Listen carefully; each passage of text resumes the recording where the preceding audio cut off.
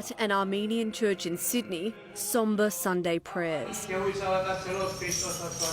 for those who fled Nagorno-Karabakh, known as Artsakh, to the local community. As you know, the Armenian world of Artsakh has been depopulated of its Armenians, and over 100,000 Armenians have been forced to leave their birthplaces and homes. Standing in solidarity with the Armenians overseas. I get a little bit worried about what's happening there, because I got so many relatives there. We pray to God helping us, give happiness to the people that are suffering there. In Western Sydney, donations are starting to come in. Community groups are right now working to fill this 40-foot shipping container with humanitarian supplies desperately needed by all those who have fled Nagorno-Karabakh. This is one of 3 containers the Armenian Christian Mission plans to send overseas. They have nothing. They left everything behind. Soon it'll be winter, in some areas below 30 degrees. We are very worried. We pray for them. And we just want to do the best we can by sending them aid from Australia.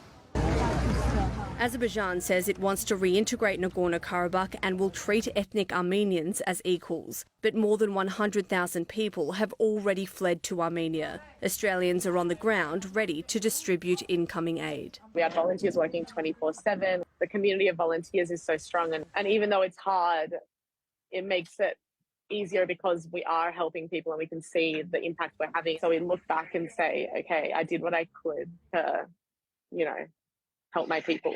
New South Wales Labor MP Hugh McDermott has just returned to Sydney after leading a parliamentary delegation to Armenia and witnessing the mass exodus firsthand. Absolute fear in the eyes of the children and the distress of the elderly, single women, women with their children, obviously mothers whose probably their husbands have been killed in the war and what's been going on there. It's just heartbreaking. Hugh McDermott will report back to State Parliament on his trip next week and is urging Australia to provide humanitarian relief and consider imposing sanctions against Azerbaijan. Danielle Robertson, SBS World News.